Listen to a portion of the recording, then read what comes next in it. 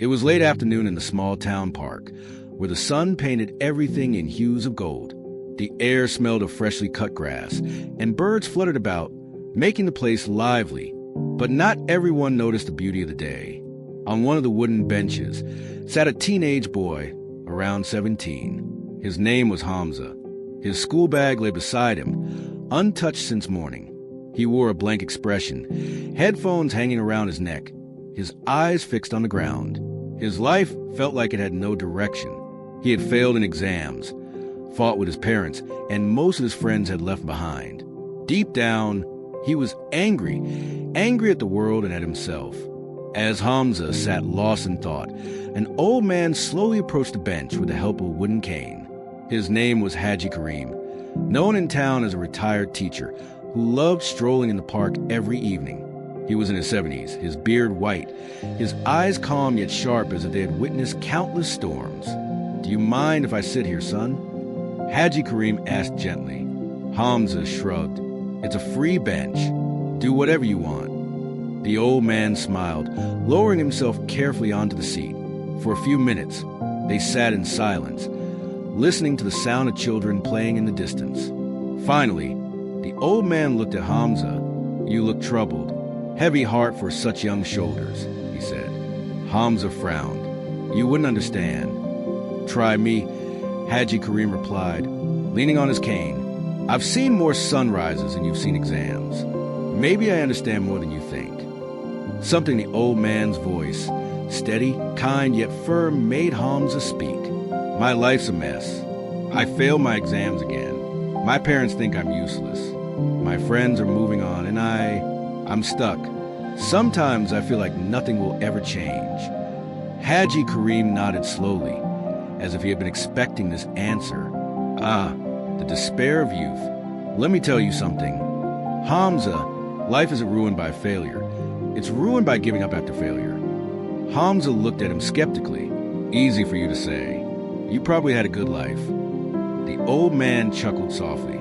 "You think so? Sit tight, boy, and let me tell you a story, my story." The old man's story.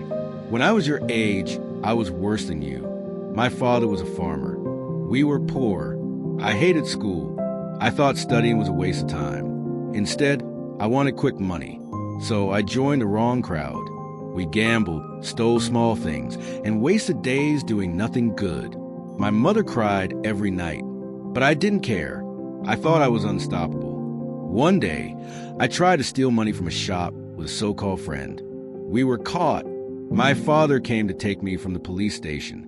He didn't shout, didn't raise his hand. He just looked at me and said, 'Beta, tum apnika barcode rai ho or samaj rai, hoka mahal banarai ho.' That night, I couldn't sleep.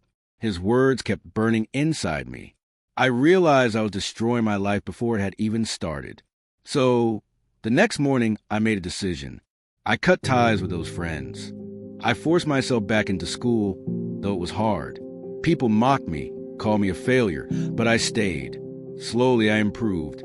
Years later, I became a teacher.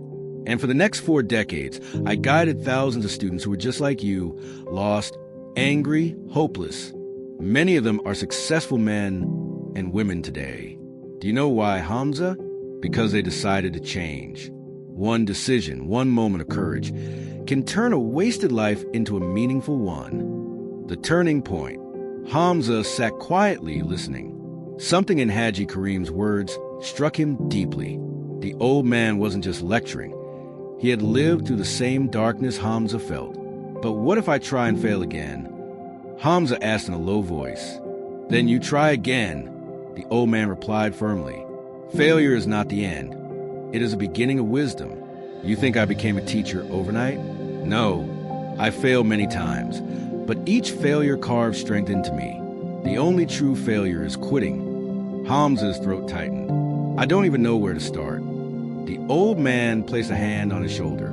"Start small. Wake up early tomorrow. Pick up your books. Spend 1 honest hour studying. Then another. Day by day, you'll build yourself. Forget what others think. Prove it to yourself.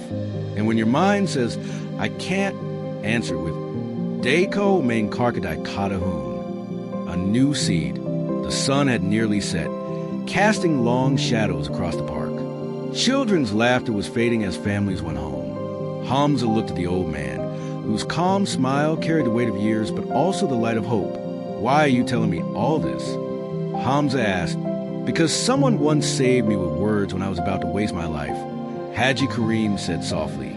"Now it's my turn to pass that gift to you. Remember, Hamza, no matter how far you've gone in the wrong direction, you can always turn back. It's never too late to rewrite your story." For the first time in weeks, Hamza felt a spark of hope. He picked up his school bag, holding it with a different kind of determination. "Thank you, Baba Ji," Hamza said quietly. "Maybe I'll try again, properly this time." Haji Karim's eyes gleamed. "Good. And remember, Beta, the world doesn't need perfect people. It needs people who don't give up." Epilogue. That night, Hamza opened his books. The words looked the same, but his heart was different. He remembered the old man's story, his father's warning, his own pain, and turned it into fuel. Days turned into weeks, weeks into months. It wasn't easy, but slowly Hamza changed. He woke up earlier, studied harder, and distanced himself from bad company. The failures that once defined him became stepping stones. And every evening, whenever he passed the park, he saw Haji Karim sitting on the bench, smiling knowingly, as if watching a seed he had planted grow into a tree. Because sometimes, all it takes to change a life is a conversation with someone who has already walked the path you fear to take.